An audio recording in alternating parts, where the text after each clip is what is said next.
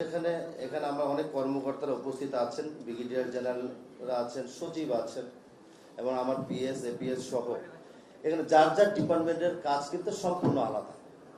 কিন্তু আমরা আসার পর একটা জিনিস করতে পেরেছি, 4 মাসে প্রাকৃতিক দুর্যোগ, বর্জ্য ব্যবস্থাপনা, মশার উপদ্রব, যখন যেটা বেশি সমস্যার সৃষ্টি হবে আমরা সব ডিপার্টমেন্ট মিলে একসাথে সেই ডিপার্টমেন্টকে আমরা সহযোগিতা করব, যাতে কাজগুলো করতে আমাদের জন্য সহজ হয়ে যায়।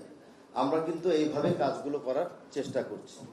বিশেষ করে আমরা যখন যে কোনো বিষয়ে আলাপ আলোচনা করি, আমাদের কাছে Gulshan society, Banani society, Baridhara society, Niketan society, Uttara society, আরও যার সবাই কথা বলি, কাজ করি।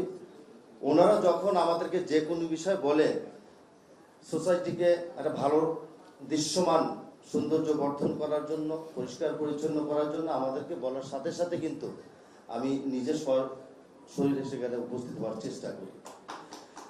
আমরা আপনাদের কাছে প্রত্যাশা থাকবে সিটি কর্পোরেশন নগরবাসীর পাশে থেকে তাদেরকে অন্ততপক্ষ ন্যূনতপক্ষ তাদের যে অধিকার, নাগরিক সুবিধা, সেই সুবিধাটা যাতে আমরা দিতে পারি। এই জন্য আপনাদের সহযোগিতা সবচেয়ে বেশি প্রয়োজন।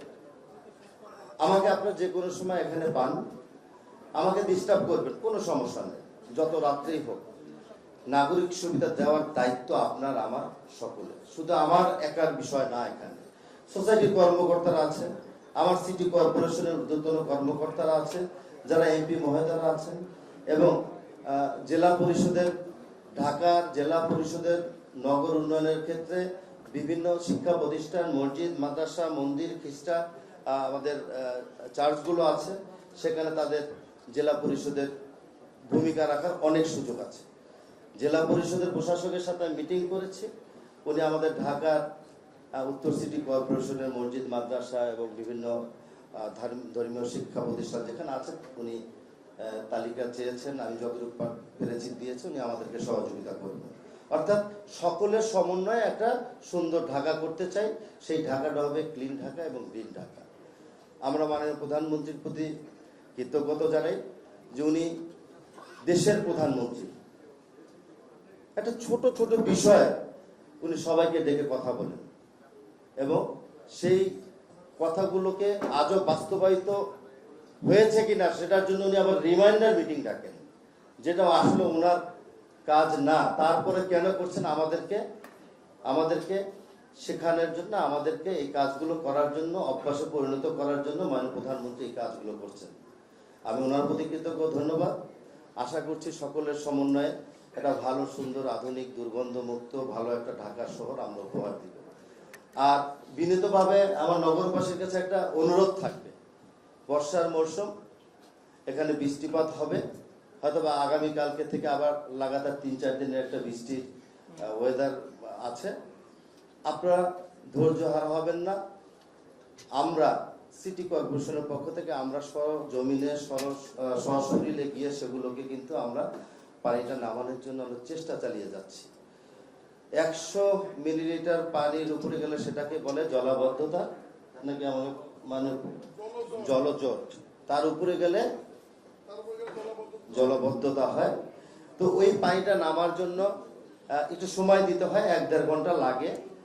অতি বৃষ্টি, ভারী বর্ষণের কারণে পৃথিবীর উন্নত যত দেশ আছে সব জায়গায় জলজট, জলবদ্ধতা হয়। আমাদের তুলনায় তাদের পানিটা একটু তাড়াতাড়ি নেমে যায়। তাদের পরিকল্পনা মাফিক ব্যবস্থা আছে, সুয়ারের লাইনটা সেভাবে করা, ড্রেনেজ ব্যবস্থাও সেভাবে করা। আমাদের হয়তো সেভাবে না করার কারণে তাদের 2 ঘন্টা লাগলে আমাদের 5 ঘন্টা লাগে। এইটুক ডিফারেন্স আছে। তারপর আমরা এই জিনিসগুলোকে আস্তে আস্তে করে স্টাডি করে আমরা সেটাকে সমন্বয় করে কাজ করার জন্য অনেক পরিকল্পনা এখানে গ্রহণ করেছিল, স্ক্রিনে দেখিয়েছেন। বর্জ্য ব্যবস্থাপনার উপরে আমরা ডিমার্গেশন প্রায় শেষ পর্যায়ে, খালগুলো আমরা একটা একটা করে উদ্ধার করবো ইনশাআল্লাহ। সেটা সকলের সহযোগিতা লাগবে। আমরা খুব দ্রুত সময়ের মধ্যে আমরা বিশেষ করে মিরপুর অঞ্চলে একটা খালকে আমরা নির্ধারণ করেছি। যুব ক্রীড়া প্রতিমন্ত্রীকে আমরা একটু আগে আমি বলেছি, উনি এগ্রি করেছেন। সবাই এই খালের ব্যাপারে সবাই আমাদেরকে সহযোগিতা করবেন। একটা খালকে উদ্ধার করে আরেকটা খালকে উদাহরণস্বরূপ আমরা যাতে করে ওই এলাকার জনগণ মনে করে যে একটা খাল উদ্ধারের পরে সেখানে পরিবেশ ভালো হয়েছে, মশা নেই, দুর্গন্ধ নেই, পানি সচল আছে, ওয়াকওয়ে আছে, হাঁটা যায়, তখন তো আরেকটা অঞ্চলের লোক বলবে না এটাই তো আমার দরকার। অথবা আমরা একটা একটা করে করবো ইনশাল্লাহ। আপনাদের সকলের সহযোগিতা চাই। কষ্ট করে যারা এখানে আসছেন, উপস্থিত হয়েছেন, তাদের প্রতি ধন্যবাদ। এবং আজকে এখানে বিভিন্ন